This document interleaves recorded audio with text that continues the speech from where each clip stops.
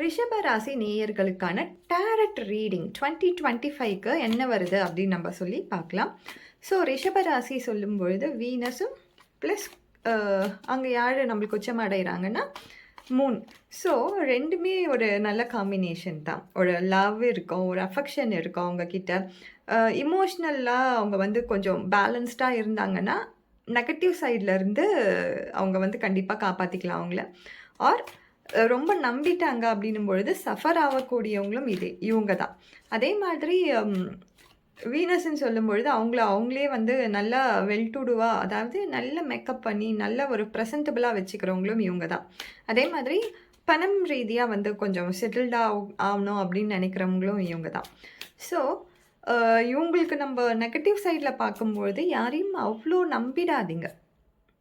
உங்கள் பணத்தையும் சரி, உங்களோட இமோஷன் சைடையும் நீங்கள் கொஞ்சம் பேலன்ஸ்டாக வச்சுக்கிட்டிங்கன்னா கண்டிப்பாக இந்த வரக்கூடிய வருடங்களில் வந்து பெரிய ஒரு இந்த நெகட்டிவ் மூட் ஸ்விங்கோ ஒரு நெகட்டிவ் சைடில் நடக்கிற இந்த இமோஷ்னல் ட்ராமாஸ்லேருந்து கொஞ்சம் நம்மளை காப்பாற்றிக்கலாம். அதே மாதிரி செவ்வாயோட ஆதிக்கம் இருக்கிறதால கொஞ்சம் வந்து ஃபாஸ்ட்டான முடிவுகள் ரிலேஷன்ஷிப்பில் எடுக்கிறத தவிர்த்துக்கிறது நல்லது. ஸோ ரீடிங்கில் நம்மளுக்கு என்ன வருது அப்படின்னு நம்ம பார்த்தோன்னா, ரீடிங்கில் நம்மளுக்கு வந்திருக்க கார்ட்ஸ் என்னென்னா இதுதான் வந்திருக்கு. ஸோ ஒரு விக்ட்ரி கண்டிப்பாக இருக்குது. ஒரு ஃபேமிலி லைஃப்பை பொறுத்த வரைக்கும் ஒரு அழகான லைஃப் யாருக்காச்சுன்னா கல்யாணம் ஆகாமல் இருக்குது, ஆர் நீங்கள் பொண்ணு பார்த்துட்ருக்கீங்க, ரொம்ப பல வருடங்களாக பொண்ணு பார்த்துட்ருக்கீங்க, ஆர் ஃபர்டிலிட்டிக்காக வெயிட் பண்ணிகிட்ருக்கீங்க, இதெல்லாம் கண்டிப்பாக இந்த வருடம் நடக்கக்கூடிய ஒரு பாசிபிலிட்டியை இந்த யூனிவர்ஸ் உங்களுக்கு அமைச்சு கொடுக்கும். ஸோ இதை நீங்கள் தெளிவாக புரிஞ்சுக்கோங்க.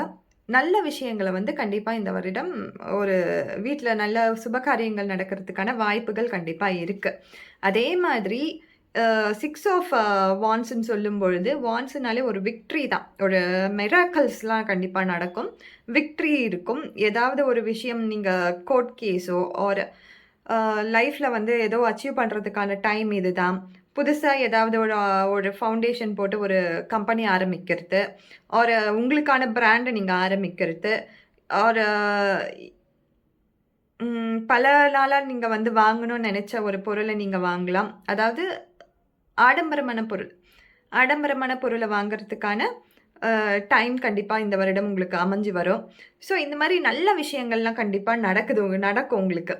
அதே போல் இதையும் நீங்கள் அக்செப்ட் பண்ணி தான் ஆகணும். சீட்டிங் நடக்கும். 5 ஆஃப் ஸ்வார்ட்ஸ் பொறுத்த வரைக்கும் தாட்ஸ் அண்ட் இமோஷன்ஸ் எங்கே நம்ம அதிகப்படியான அடி வாங்குவோம் அப்படின்னு நம்ம பார்க்கும்பொழுது ரிலேஷன்ஷிப்பில் தான். ஸோ பலரும் வந்து இந்த வருடம், அதாவது 2024ல் பெரிய பெரிய ட்ராமாஸில் இருந்திருக்கலாம், மூட் ஸ்விங்கில் இருந்திருக்கலாம். ரிலேஷன்ஷிப்பில் பார்க்கும்பொழுது சிச்சுவேஷன்ஷிப் ஆர் இந்த மாதிரி இந்த மாதிரியான விஷயங்கள்லாம் நீங்கள் மாட்டியிருந்தீங்கன்னா கண்டிப்பாக இந்த சீட்டிங் கார்டு உங்களுக்கு என்ன ரெப்ரசன்ட் பண்ணுதுன்னா அதிலிருந்து வெளியில் வரத்துக்கான வாய்ப்புகள் கண்டிப்பாக இந்த யூனிவர்ஸ் உங்களுக்கு கொடுக்கும்.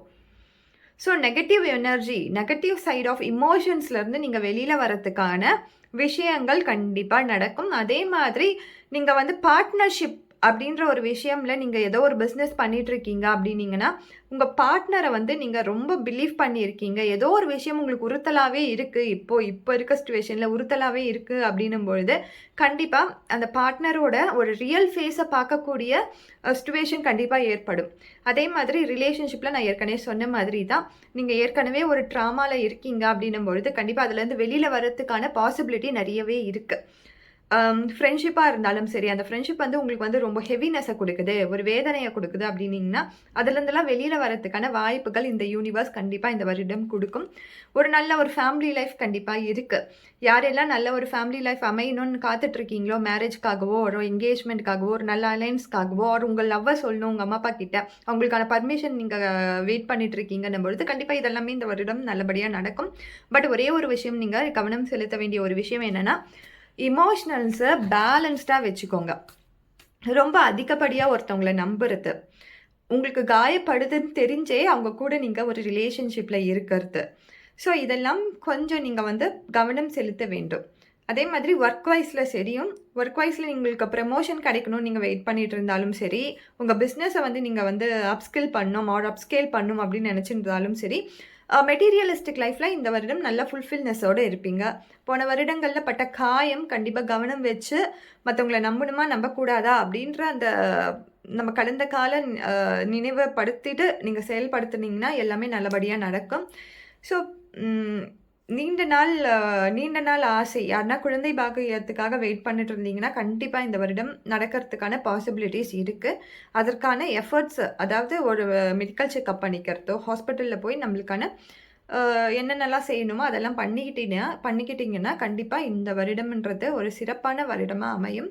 பட் அந்த சீட்டிங் மட்டும் கொஞ்சம் கவனமா இருங்க. யாரையுமே சீக்கிரத்தில நம்பிடாதீங்க.